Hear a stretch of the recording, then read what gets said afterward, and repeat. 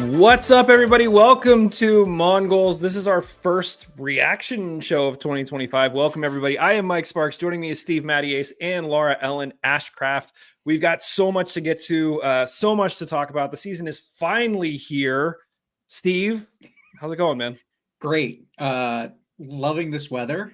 The fact that we're podcasting, that all my window blinds are open, I've still got a little bit of natural light is great. Did a 5-mile hike in the weather today and realized I severely overdressed because I've been so used to it being so cold.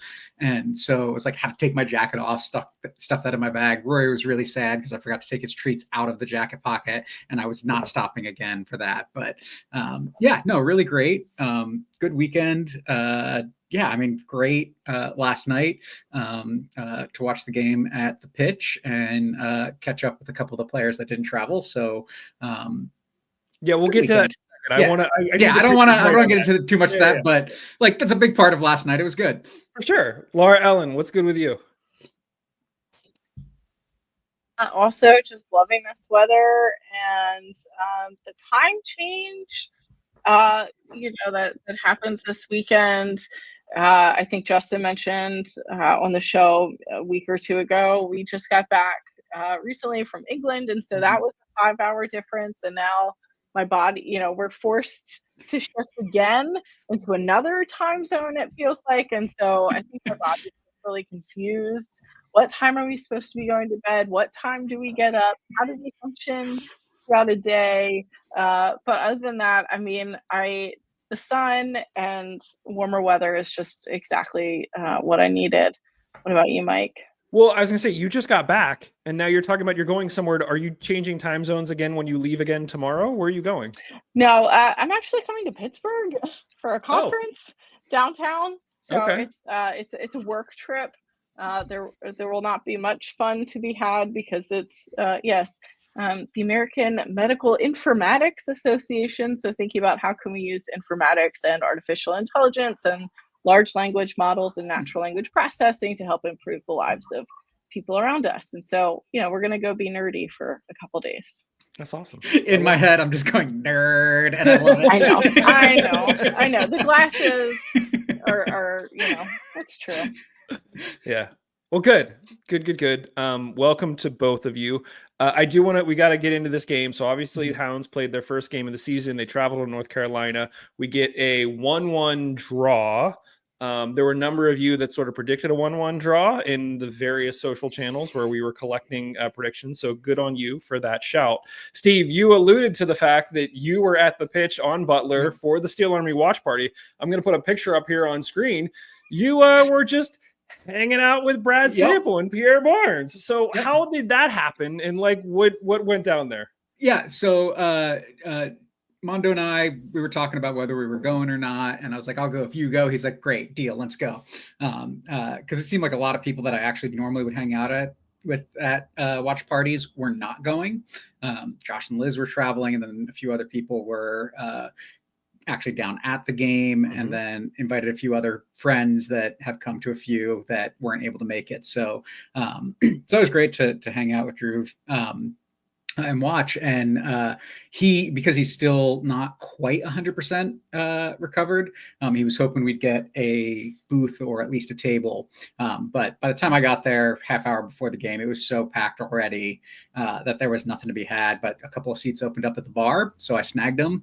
And there was one open seat next to me, and in walked Brad and Perrin, and just like talking to Brad for a couple minutes and whatnot. And so they kind of just cozied up there. And then the one guy left. And so they were able to sit down, which was great. So it just kind of happened by happenstance. But it was great. I mean, just to talk to Brad here and there throughout the game and get to know Perrin a little bit better and hear some of their thoughts on the game. And like fun and complete happenstance. Anything of note that any sort of insider stuff that you went, oh, that's interesting? I don't think so. I mean, I think finding out that they both took knocks, which was not something that I think most fans would be aware of. And that's why they didn't travel. The big thing to note is that the team did not fly to North Carolina because apparently there was a mechanical issue with their plane. And so they got on a bus and then went down. So found that out. That's a poke. Right. So that, even with that in mind, makes me think even a little differently about the game and the outcome, that they've got in their mind how they're going to get there, what time they're going to get there, and then they're scrambling at the last minute and probably getting there a bit later with less time to settle in and warm up. So to still come out and have a pretty good game is impressive to me. Yeah. While we were kind of going back and forth, I was like sending you messages to pass along to Brad. I don't know if you did or not. I did. I mentioned to you, I'll mention it here. I'd love to like accessorize what else is happening behind the walls behind me. And I considered getting a Bradley sample chia pet so that over the course of the season, like it would continue to grow and there would grow, just like he said his would. Mm-hmm. I also found out that would cost me upwards of $300. And I was like, how committed am I to this joke? And so I don't think I'm that committed, but maybe I'll talk about it. We'll see. Can we open the Patreon back up and do like a GoFundMe for the Bradley sample chia pet? Yeah, you never know. We'll see. We could kick some ideas around. Let's actually talk about the game here. Let's talk about sort of what we saw. So one of the things we mentioned, and this is also going to become a regular thing, it feels like, we released on Friday. Josh did his quote "Dogs of War" video, which I think I mentioned when we were Justin. I think we need to come up with another name of it, but really good. Josh did like a short 2-minute video of like why this game matters, and the big thing was that a few seasons ago we lost 5-0 to North Carolina.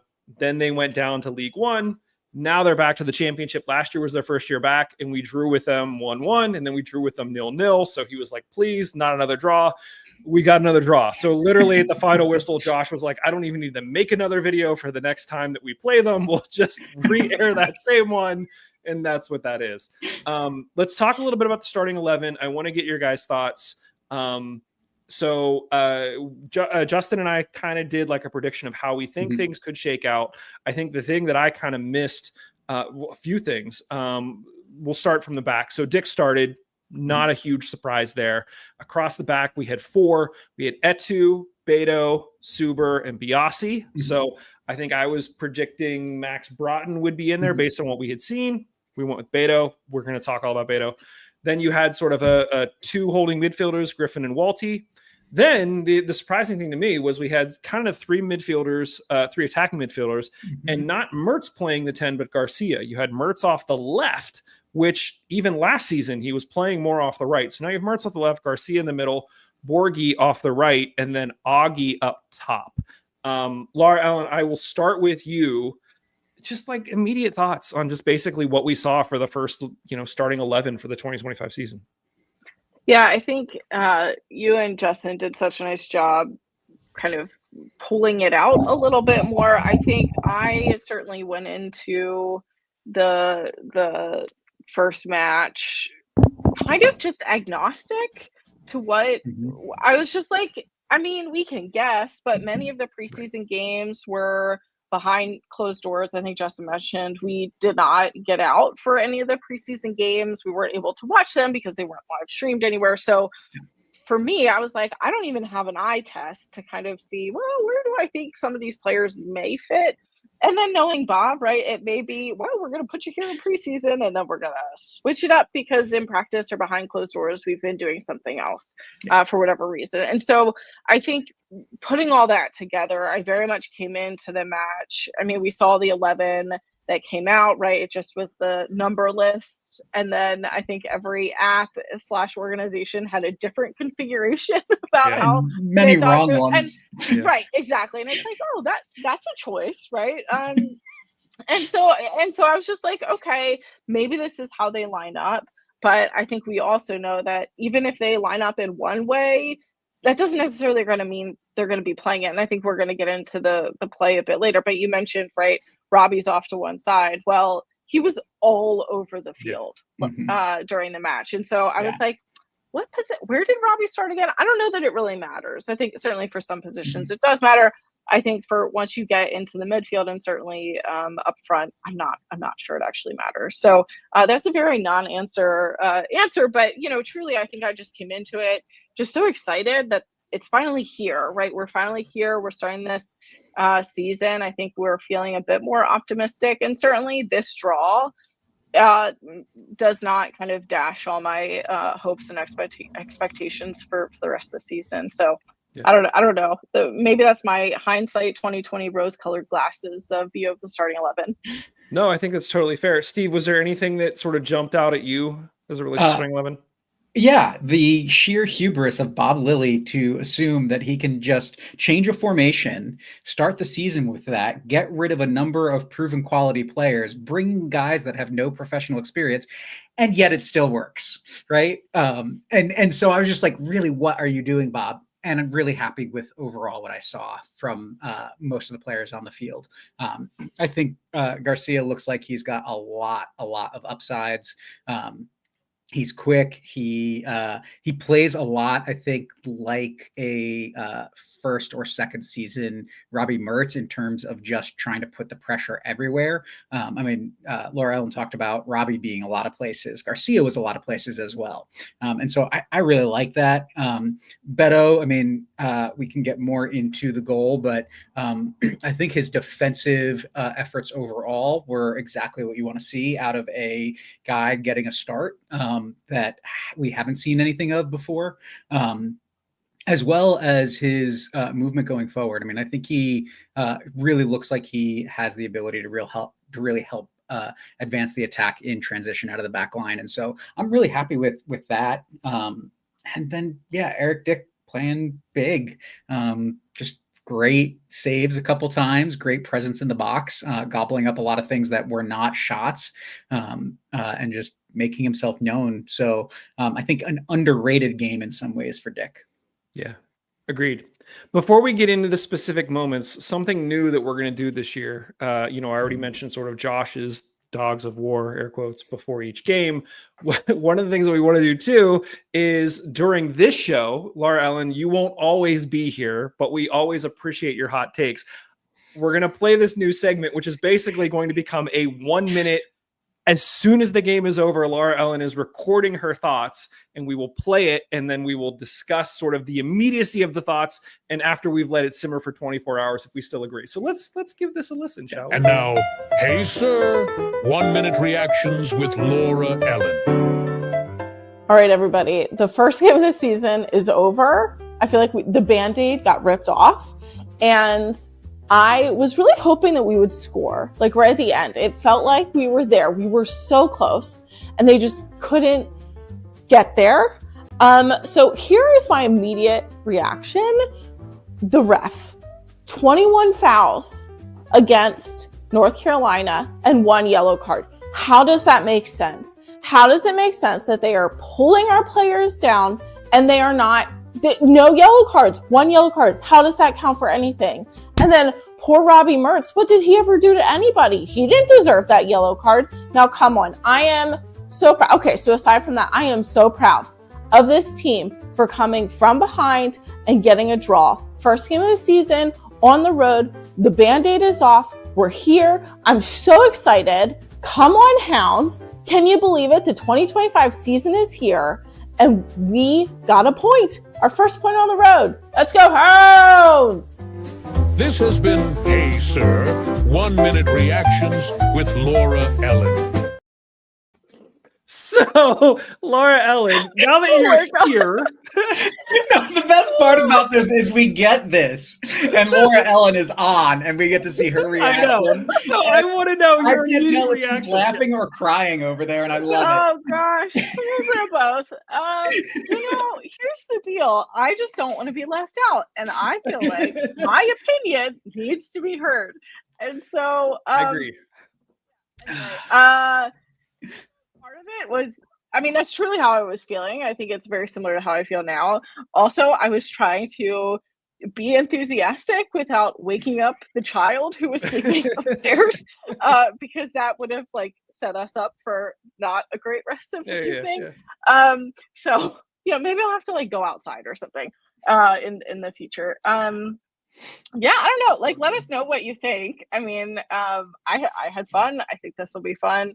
There may be a couple games where we're legitimately not able to watch the game, and so I'm still gonna do it. Right? I'm gonna be like, oh, I got the notification, the game's over. Guess I'm gonna share some thoughts, so I can pull a Kevin for the OG listeners, and give a reaction to not seeing anything. But yeah, I mean, I don't know, Mike. See, what do you think about the new segment? Oh, so I love the new segment. First of all, Yeah. like I think it's fantastic. I think what will be interesting is, typically for home games, we have the full 90 to capture kind of the audience sentiment after the final whistle. Oftentimes, I absolutely love the full 90, but oftentimes it's fans are just like, I'm happy to be here. And there's like not a lot of like, I don't even say analysis, but like there's not a ton of like deep dive into what actually happened in the game. Whereas, aside from the games that you don't watch and send us a video anyway, I fully expect there to be like some stuff. And I want to talk about specifically, the fouls and statistically how the team seemed to outperform North Carolina in a number of categories. So I think it's great. I'm looking forward to getting these every week and then finding the right spot to kind of drop them in so that we can like dissect and get your thoughts. But like you said, we've gotten to the point where we have so many people that are contributing to this, which I absolutely love, that we want to make sure that everybody has the ability to have a voice, even if they're not on a particular episode. And it just feels like a really fun way. I told you, if you go over a minute, I might cut you off. Like it might be a minute and then it'll just stop and you'll hear this has been Laura Ellen, and it'll just roll without it. That's fine. But maybe for the Patreon GoFundMe for the Chia Pet, we can low-key release some of the other options you sent me, which were interesting choices that we did not go with. No, this is and I think just behind the scenes, right? Like this is such a team effort, and Mike is doing so much and is leading us so well. So giving full credit to Mike there. Also, I mean, that is my real reaction, and we shared it internally with the Mongols team before we shared it publicly. And Peter, bless your heart, I've never met you in person. You were like, well, actually, Rob, no, Here's the thing. There are a few rules. First of all, it should never be a yellow. It should always be a red against the other team. Always.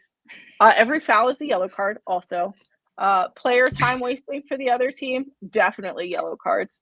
Robbie never does anything wrong because he is our hometown boy. He is the son of the people of Pittsburgh. He does nothing wrong. It is never a foul on Robbie. Like, these are the rules we live by. These are the hills I will die on, and this is my response. So, Peter, I appreciate you trying to bring logic into this. I do logic for the rest of my life, not when it comes to supporting the Riverhounds. So I just should throw that out there. Oh my gosh, so many things. I think that last statement there, Laura Ellen, I absolutely adore because all of the times last year where you would send me a text when the team was not doing well, and you would be like, nope, I'm not going to be emotional about this. I'm just going to it is what it is, right? Like, I have peace about this. So that just brings that up, makes me laugh a lot. What I love about the segment itself is just how, it got me to think in a way that I think right away I was not thinking about all of the fouls and only one yellow card, because that's usually something I'm doing on Sundays and going back and looking at things and be like, okay, now I'm evaluating what actually happened on top of what I saw. My favorite thing about it is that it is called Hey Sir. And after countless Riverhound games where I've hung out with Laura Ellen, going to the Chelsea-Brighton match a couple summers ago in Philly together, and just the number of times I have heard her disagree with the ref and say, "Hey, sir!" Well, I guess that's a pretty deep, specific cut. And perhaps just to not go too much off, but Mike, give me a brief explainer here. So when we lived in Pittsburgh, we were season ticket holders, Steel Army members. We're still Steel Army members. I made a very large double-sided yellow-red card that I could hold up because I support the officials and I want to help them in their jobs. And so part of me helping them is to show, hey, you missed a chance to give a yellow card. Hey, I know you have a lot on your plate. Let me help you. Here, it should be a red card. And here's my signal to you.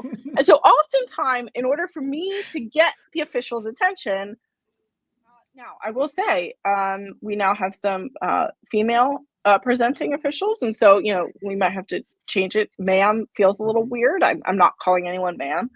But anyway, right. But it was, sir, hey, sir, I'm not going to do it and, puncture all the eardrums listening, but very loud, very verbose in my efforts to help the officials do their job better, right? I'm calling them to excellence by having my yellow and red card, which I think did get thrown out because no one in the SEAL Army wanted to take that mantle, and that's okay. So, Mike, I've taken up most of your podcast here, so just to give that brief explainer. You're fine. So yeah, everyone just stay tuned because there will be plenty more Hey Sir.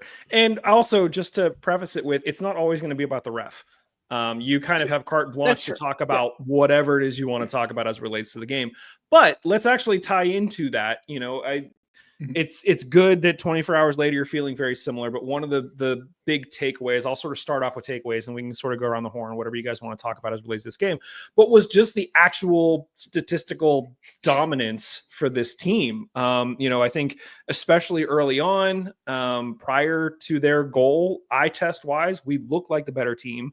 The fact that we went into North Carolina, which was a team that we talked about in the prediction show, statistically, we were kind of even with ish towards the end of last season. We finished sort of 7th and 8th in the East. We had the same number of points. The fact that we went into North Carolina on their home opener, we had 63% possession. We had 9 shots, 5 of them on target, and 8 of those in the box. Steve, we used to talk a ton last season about Bob wanting high percentage chance shots. The fact that 8 of those shots were in the box, we had 532 passes to their 318. And Laura Ellen, to your point about the ref, the fouls were, I think, almost double for North Carolina than there was to us. So statistically, we were the better team, draw aside. Yeah. So, Steve, any thoughts on that? No, I mean, I think you just summed up all the things that I were thinking about. I mean, the Hounds won the game in every regard except for goals scored and having the statistically more busy goalkeeper. And that's because we had the statistically busier offense.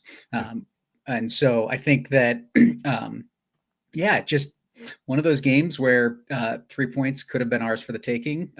It didn't happen, but I think going down on a goal like that and then finding a way to claw back the point is really, really encouraging and really, really important, especially on the road where a team like North Carolina is very capable of just bunkering. And I think we saw something that we haven't seen in a long time with the Hounds, and that's finding a way to do something different, change the attack a little bit, and while still maintaining high possession, find a way to get past their defense. Sure, it wasn't the ticky-tacky passing the ball around the 18-yard box until you get that perfect opening, but it was, hey, they took a risk and we capitalized on it with that long ball out of the back. And so I think that's also something that we don't see. That type of pass, and then the pressure that Augi put on the defender, causing the mistake, the goalkeeper making a mistake, and Augi with a sublime finish. I mean, much, much more challenging of a goal to finish, I think, than North Carolina's. And so seeing that, seeing him open his account as the first goal scorer of the season, just like positives in almost all regards for me for this game. So absolutely satisfied and really like what I'm seeing with the change in formation, that it's not just that the Hounds are keeping more possession, but to be as good as they were offensively. What was it? 9 total shots, 5 on target. Yeah. I'm trying to think of the last time I saw the Hounds put 5 on target. And the only times I can think of that are games where the Hounds have scored a ton of goals. Yeah. Yeah. I think I messaged to you guys too. There seemed to be a level of confidence with the existing players that were there. Like at one point there was like a cheeky back pass by Biasi where he wasn't even looking. He just knew Suber was there and just like heel passed it to him. The guys who have been here for a while kind of instinctively knew where each other was. And I think there's probably just a matter of time before the other guys kind of get folded into that system. Laura Ellen, any sort of takeaways before we kind of go like moment by moment here that you want to talk about specifically? Yeah, I think without interpreting too much into a single game, I think, Steve, your point earlier about them having engine trouble with the plane and then needing to drive. And then for me, like the fact that when I watched their goal, North Carolina's goal, happen in real time, I mean, my heart just sank because, it very clearly was just like an equipment issue. Like it was a fluke thing that happens sometimes. And it sucks, right? Like they still scored, like it still counts. It's one of those things that for me, I was like, well, that's not exactly how I wanted this all to start, right?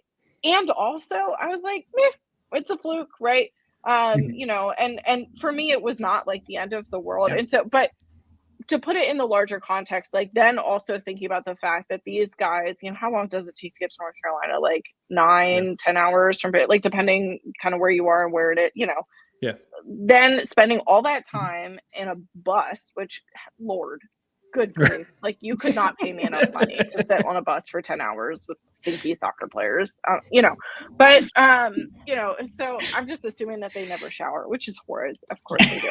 They shower all the time. I will say one thing that is absolutely amazing about post-game interviews is like you go around like during the autograph session, you give the guys a hug and whatnot, and you're just like, oh, this is awful. By the time they get upstairs, it's like, ooh, man, these guys know how to put on a good scent after they shower. Oh, I know. Okay. So I could so you still couldn't pay me enough money to be on that bus. And then to be expected to like go and play 90 plus minutes of soccer, right? So I think all of that going down in this like weird fluky kind of way, I think it just, to me, it says a lot about the character. And I hope there is this continual thing for folks who have been listening to Mongols for a long time, right? I think one of the first episodes that I came on, Mike, I talked about mental toughness. This is like years and years and years ago, right?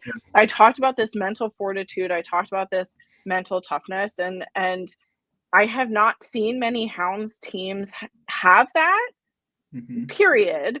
And so being able to have that resilience, being able to push forward, I think that's the thing that, aside from the play on the field, like that's the thing that I am hopefully excited about. And I'm pretty optimistic right now, because of course I am, right? Like I'm a hometown fan, but I'm like, okay, this feels like a new life. This feels like a new thing. Mike, I know you're like, either the captain of the cheerleading squad with like full optimism, or you're on the like train to death and despair and like sadness. What? For the Never.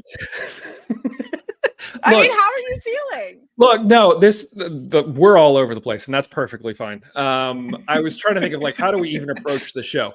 No, it's funny because I texted all of you guys, like everybody in the Mongols crew, right before the game, and I was like, it was like an hour before the game, and I was like, enjoy this moment right now, because I don't think that the optimism for the season will ever be higher than the moment right now. Like we could have came into this game and won 3-1, and the optimism still could have been really high. We could have drawn this game, which we did, and all of a sudden there's just a little bit of a crack in that optimism, or we could have lost and we could have been like, well, here we go. But no matter what team you support, no matter what sport it is that you cover, right before that very first game of the season is when everyone thinks they can beat anybody.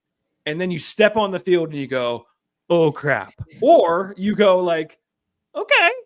And I think that my question to you guys is, after this game was over, I don't think that my optimism for the season has wavered at all based on what I saw. I think I want to talk about Beto, but just quick question to each of you. Steve, has your optimism wavered at all based on what you saw yesterday? No, actually, I think it might be even a little bit better. And mainly because, yeah, I was optimistic. I was excited to know that there was going to be a change in formation, but to see it actually work gives me actually, I think, a little bit more hope that this season can go really, really well, because it was theoretical and now I've seen it and I'm happy with what I saw. Laura Ellen, do you agree? Envision my enthusiasm as Mike's enthusiasm to me, my perception from Lebanon County, Pennsylvania, is that Mike's is like a high frequency, right? There are like many peaks and valleys. Mm-hmm. And mine is like a low frequency, where like just the slow ebbs and flows. This is when And Steve so- goes nerd and just whatever, that's fine. I'm like, yeah, sure, here we go. And that's just also like all my teams are playing really well right now. So my general attitude towards okay, leave the Brighton sport- out of this. We don't want to hear about Brighton. I We mean, want to I'm talk about the just Hounds. Anyway, Okay. no, but yes, I think similar to Steve, like a slight increase, but also I'm just like, yes, this is exciting. This is my hometown team, right? Like we're here, we're gonna do it. This is great. Yeah. I think taking this moment by moment to sort of justify why, and I agree with you guys. I think that my optimism is still kind of there for a lot of the same reasons that you guys just said. I think that seeing it play out on the field, the manner in which they scored, which it was funny because you could even tell the announcers every time they're like, North Carolina's ahead. Like they knew that it almost wasn't earned. And the fact that we just seem to be the dominant team, I don't think in many other situations where we would have gotten a draw, what I feel as good as I do now. So I do feel really good about it. Let's talk about Beto's goal. It wasn't Beto's goal, it was Beto's error.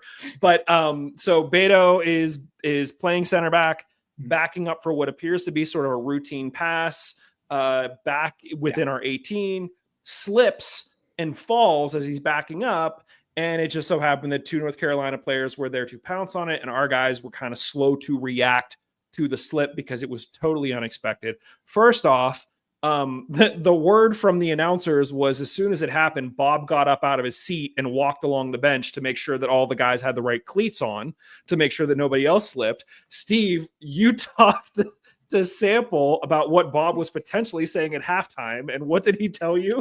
Oh, I was like, I think I said to him, I was like, I guess you gotta, or I think I joked, like, are you gonna give Perrin kind of like facsimile of what Bob's gonna say to the guys during halftime? And he's like, no, he's like, Bob's just gonna lay into the guys about not having brought the right cleats.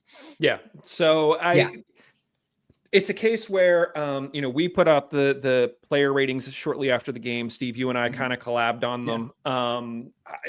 In my mind, I thought that if Beto hadn't slipped, I probably would have given him a 7. Like, I thought that to come into the game like that, to start alongside 3 other guys who have played an entire year along the back line, and you have Dick behind you, I thought that he made a number of really good passes that broke multiple lines. He wasn't making simple passes. And there were a couple times that he picked up the ball and he wasn't afraid to dribble past an attacker to also break lines and create space. I think he's going to be a really good center back. Like, I agree. Yeah. So I feel good about him. And he wasn't the only player to be slipping all over that field. Right. Like, and that was something that, again, and it happened I don't remember the exact minute, but it happened pretty early in the game. And I was like, that's kind of interesting. But then I noted there were other players who were kind of slipping and sliding all over the place. Now, again, I don't know if that's hey, my preferred boots to be wearing have smaller studs for XYZ reason, right? I imagine if you're playing on Highmark field all the time, right? Like, you probably want thinner studs so you don't rip every tendon in your legs, right? But I don't know, I feel like it was to me, frankly, maybe this is the controversial take, but like, to me, it should have been a coaching thing where the coaches should have been on the field enough to recognize, hey, this is a little slick, you need to be putting on different shoes, and right, because that's like an equipment thing. And to me, the the team and the coaching staff needs to be the ones, especially with some of these newer folks, like, hey, I don't know. And I don't know like how much intervention the coaches and the coaching staff have when it comes to those kinds of things. But if it's something like, okay, the coaching staff saw the condition of the field, suspected that this was an issue, and then said, hey guys, we strongly recommend that you wear kind of some like longer cleats rather than your turfs or whatever it is that you're wearing, and then they chose not to, like, that's a different conversation. But from seeing the number of different players who were slipping around, my guess is that probably didn't happen. And so, lesson learned, right? Hopefully that they're just like more aware of it moving forward. I really appreciate that perspective, Laura Ellen, because I was thinking similarly last night afterwards, and specifically thinking, is this just a symptom of the level and the money available at the USL championship level, where, right, when we're watching Premier League games, right, there's a guy on the coaching staff that's not his only responsibility, but like there's a guy that does that, right? Like that's a thing that somebody is doing to ensure that they are checking the equipment, providing the best equipment for the players, advising the players on what they should be doing. And when you've got a head coach, a goalkeeper coach, and an assistant coach on the sidelines leading into this game, like who's got the time to do that when they're focused on other things, right? And so maybe this is the type of situation that gets the organization thinking about ensuring that somebody is doing those things going into the future, and paying attention to those things. And yeah, I mean, I think that's part of what it is. It's just, that's going to happen at this level, that you're going to miss some of those nuanced things that when you're talking about teams that make millions and millions of dollars more and pay millions and millions of dollars more for staff, those things don't happen. Yeah. I think the encouraging thing... Go ahead, Laura. I was going to change topics about another equipment issue, which is that why do their long sleeves, like their Under Armour, whatever that they're wearing, how does it not match? It clashed with their kits. The kits look great. Justin didn't like how they appeared on screen. I didn't mind it. I thought they looked great. I love that Charlie is now doing more teams in the league. But like, come on, why aren't they matching? It looked so bad. I was like, are we in high school again? Okay. See, this is why I only have a minute, because I would have brought this up in my reaction, but I didn't have time, so I had to cut something out. Okay, sorry, Mike. Continue what you were saying about the shoes. No, you're fine. It wasn't so much about the shoes. I think just to sort of put a bow on the whole Beto thing was just the encouraging thing to me was you could tell as soon as it happened, he knew that he had screwed up and he was pretty upset about it. And guys like Suber and Dick did not hesitate to go over to him and pick him up and be like, just shake it off. And that's what you want. We've talked about in the past about these guys being there for each other. And there have been moments where somebody gets knocked down, something happens, and we're kind of slow to rally around them. That's not the case here. It feels like we've got the squad that are going to be there for each other, and so that was a good positive that I liked as well. I think one other thing to follow up on what you had said earlier, Mike, that if I'm not a Hounds fan and I'm not paying attention to this team and I'm watching this game as a neutral, if that slip doesn't happen, I have no way of knowing that this center back is a first-year pro and first year with this team, with the way that he played. Like, I think he looked just as competent as anybody else on the field and looked like he's going to be someone that is going to integrate into this defense really, really well. And I'm excited to see what that brings. Yeah. Right before halftime, we did get a pretty decent shot. I just wanted to mention this because I thought in general our corners looked really good. In previous seasons, corners have kind of been our weak spot where it's like, all right, just take another corner. It's not really going to go anywhere. I don't care. But I thought all did a good job. I thought that Mertz did a good job. I'm trying to remember who did it. Did Mertz take him from both sides? When he was on the field, he did. Yeah. So, but the one right before halftime, Mertz put it right into the box. Suber got a head on it. McGuire barely kind of got to it to stop it. It was interesting because when we talked to Sean Suber earlier this preseason, he was saying one of his goals was to contribute more offensively and get more goals and assists. And I think if we have more situations like that where he's able to get free, then that's also a really good sign. Let's talk about our goal specifically. So at first I thought it was Beto that played the ball over the top. to Augi, who was running. I think going back and watching, it was actually Biasi, which was great. But essentially, Biasi plays it over the top. The North Carolina defender kind of flicks it back towards McGuire, and McGuire came running out where he was outside of his box, so he couldn't use his hands, and the ball kind of skipped past him. Augi chases the ball down behind the keeper, really has like 3 guys to beat because McGuire got him back and 2 other guys are throwing their bodies into the net. In no way was this a gimme, and Augi was able to bury it in the back of the net. Steve, talk just a little bit about your reaction kind of in that moment when you saw Augi put it away. I mean, in the moment, I was like, wait, what just happened? How did all of that unfold? But he's got the ball. And then I realized looking back that, no, he never actually had control of that ball. He didn't take any touches. That was a one-touch shot. Yeah. Basically from there. But it was the pressure that he was putting on the defender, where the defender had to scramble and really reach for that ball that I think unfolded everything, because Augi had that ball in the clear if that defender mistimes his jump even more or jumps straight up or something, right? Like, so he's running back and trying to flick it on, makes it hard for his keeper.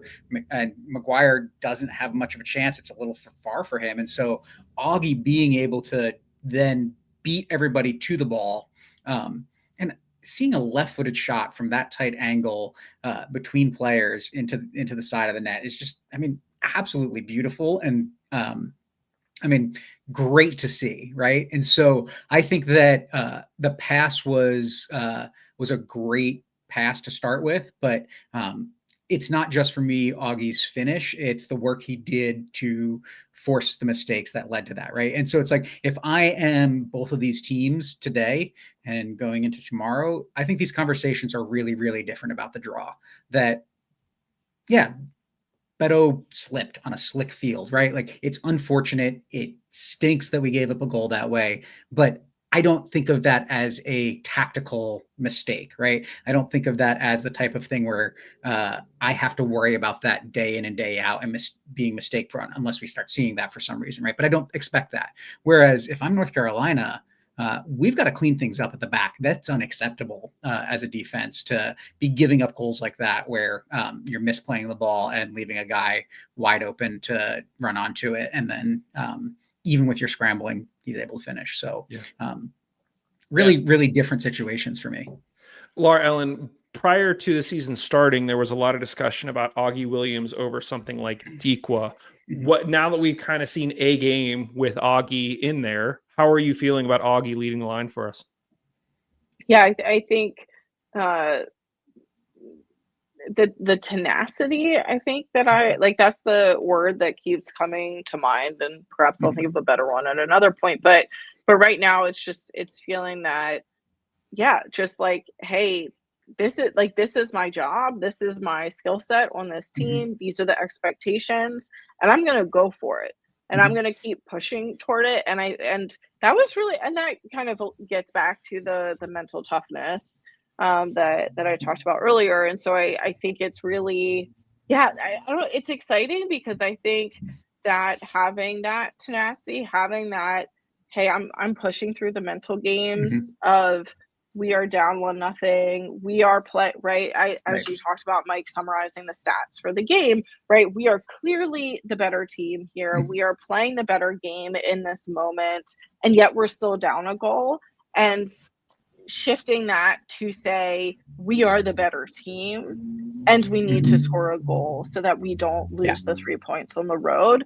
And so I think that's what I was really excited to see about it, and what I hope is that continues moving on.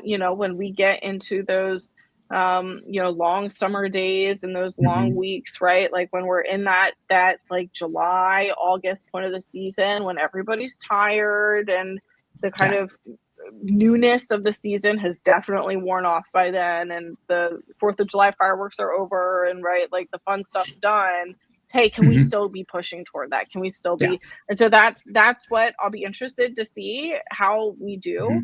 But I'm really happy about it. Right. I don't know, Mike, what were your kind of observations, and how does it align with your expectations? No, I was really happy with it. This is going to kind of bleed into sort of our player of the match kind of thing, which is a new segment that we're going to do here. But I was impressed not just with the goal, but also the way he was playing with his back to goal. Augi would come back and drop back and support. He was kind of everywhere in a way that you want your, he was committed in a way that you would want a center forward to be committed. And so was really, really happy with it. Guys, before we get to, because we're already 45 minutes in, holy cow. Before we get to our player of the match segment, is there any other moments from this game that you want to talk about? Danny Griffin, you're going to give me a heart attack. Can you please,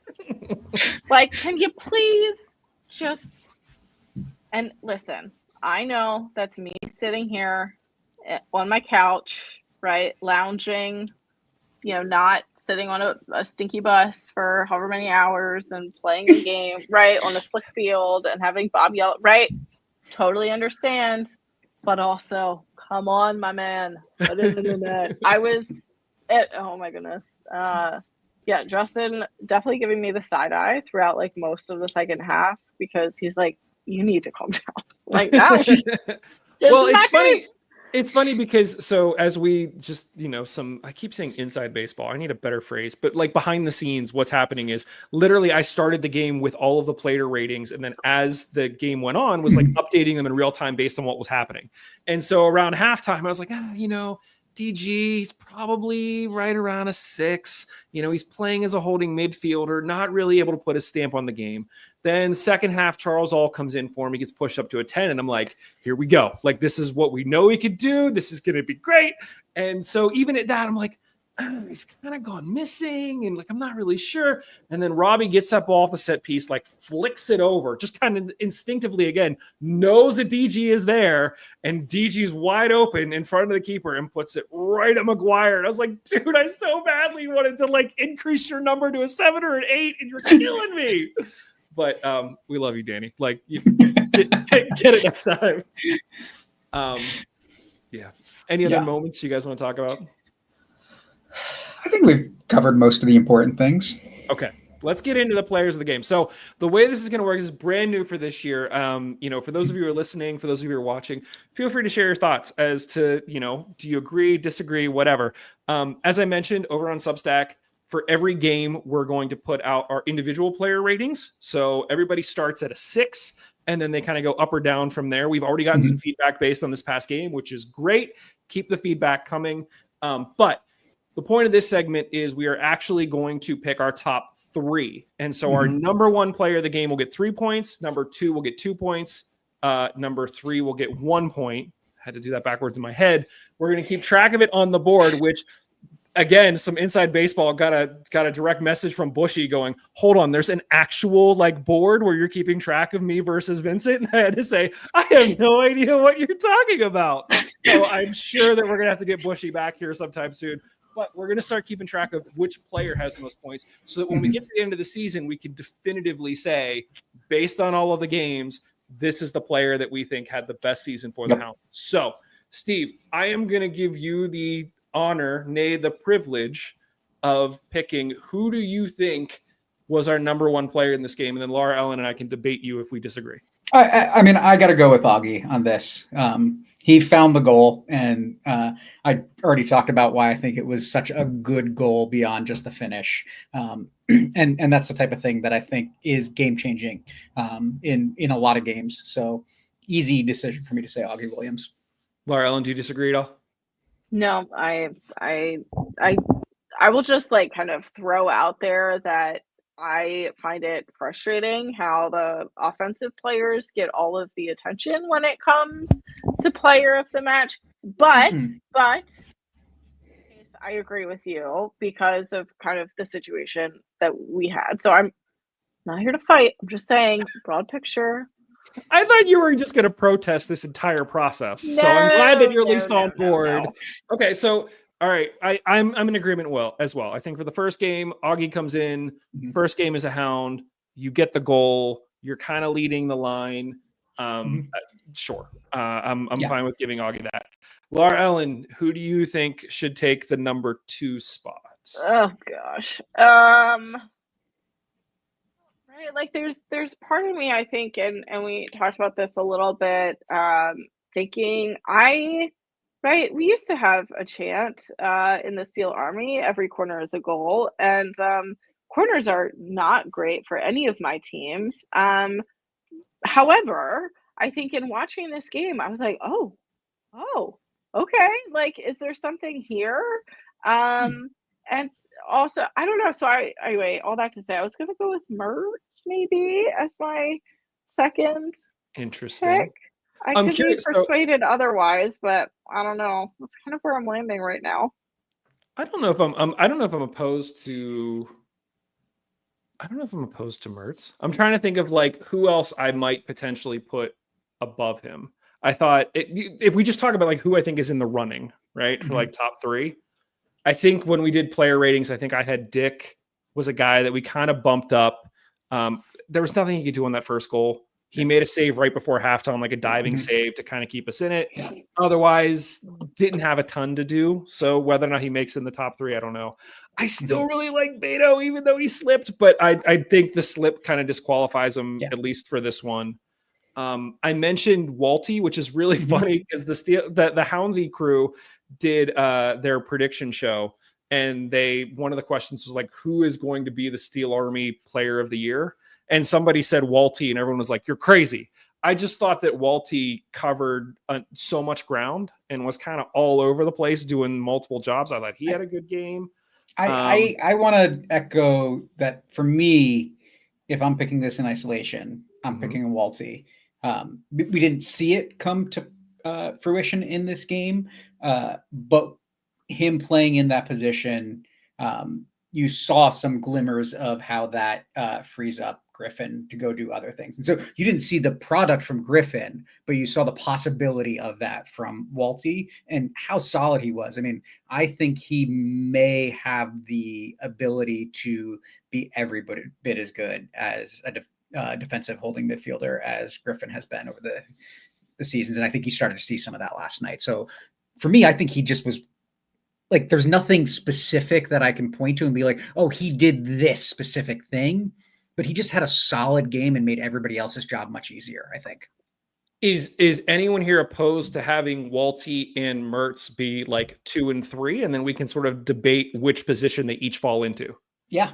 We're good with Yeah, that? I think and I'm happy to have Walty as 2 and Mertz as 3. I think and what will be interesting is looking over the course of the season, right? As we get Mhm. more um matches with this new Yeah. system, as the guys become more familiar with each other, seeing how they're able to move the ball up through the back and Mhm. how those connections look like, how well they happen, and the pace and the crispness of it. Yeah. So yeah, I mean, I think I am happy to do that. And yeah, I don't know, like this gives me so not this is going to sound bad, but like this gives me something to look forward to, in the sense of, right, what does this evolution look like?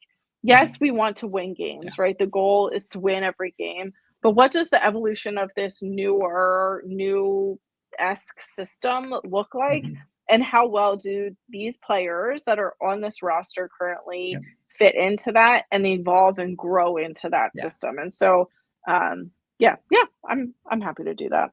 Yeah. Okay. I also want to say I really appreciate the merch shout for in the Yeah. running with this, just in general, because he was not on my radar as somebody I would have talked about.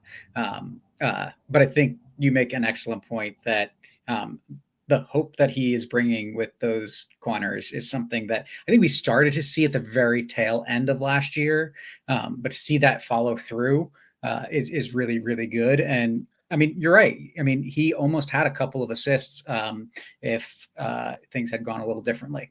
I was gonna So, say if DG would have scored that goal, that assist would have been a mhm. worldie. So Yeah. like, yeah, I totally agree. Okay, so we're saying Augie is our number one, Mhm. Walty's number 2, Mertz number 3. So there you go. Lock it in. I will add it to the board here before the next episode, and we will keep tabs on who our top players are over the course of the season. If you disagree with our votes, let us know what you think. The full player ratings can be found over on Substack, which is mongols.substack.com. You can leave comments over there. You can leave comments pretty much anywhere where we are on social media. We are on Blue Sky, YouTube, Twitter, not as much. We're still there. We're over on Instagram. There's a lot of activity over there. So please do share your thoughts because we do listen to them, and we'll discuss them on air even. Guys, anything else that you want to talk about specifically as it relates to this game or what you saw or how you're feeling? Go ahead, Laura Ellen. I was shocked and amazed by how many substitutions came into this game and how early they came in. Yeah. Right. Because Steve, you're laughing. And yeah, I'm jesting a little I'm bit laughing at Bob, not at you. Right. But like historically, Bob does not use his substitutions either because he thinks the player, he like doesn't have the substitutions or he thinks they can perform for that full 90. Okay, fine, whatever. Our armchair experts tend to disagree with him. But I honestly I was on more substitutions. Okay, great. You know, and I was like very happy with that kind of game management, and not just for like time wasting purposes, because that irks me to no end, but more for okay, hey, how can we have this rotation? How can we get that extra ounce of energy? So anyway, that was my final thing that I wanted to bring up. And I guess just to that point, we didn't really talk about it, and we don't really have time to get into it too much. I thought all Broughton, Asimano, I thought they all looked really good, really good. There wasn't a lot of time to see Larson and O'Toole and kind of what they would do. But yeah, I made a couple notes about all and Broughton specifically because we kind of have a little bit of idea of Asimano because we've seen them. But seeing the two new guys, they look sharp. And so to know that we have them, that we can plug and play wherever is really positive. Steve, anything else before we get out of here? Just not this game specifically, but that this game happened and the season is here and we're doing this, having fun talking about it with the two of you. Like it just is it adds to all the things I was talking about at the very beginning about loving the sunshine, right? Loving this conversation too, and the ability to do this and have fun with this and watch the Hounds. So agreed. Very, very happy that the team is back. Loving every minute of it, guys. The next game is against San Antonio away this Saturday at 8:30, and then the Hounds will be home for their home opener the week after that against Hartford on March 22nd. So it's coming fast. We got a lot of stuff as always that you can expect this week. Trying to line up an insider show with one of our favorite San Antonio insiders. So those of you who've been around have an idea of who I'm talking about. We'll see if we can make that happen. But also going to try to do a pregame episode. I'm sure we'll be back with a prediction show on Friday. Peter is writing all of his articles over on Substack. We're probably going to be dropping more stuff on Substack as well. Just there's so much happening. Probably another Dogs of War coming. So if you aren't subscribed to us on Substack, please go do that over there. That's how you're going to get most of this content right away. But also on all of the socials, just subscribing wherever it is you get this. It's all great stuff. So guys, I think that's it for this one. Thank you everyone for listening and watching. We truly, truly appreciate it. We will be back with more Hounds and Riveters content for you very, very soon. See ya.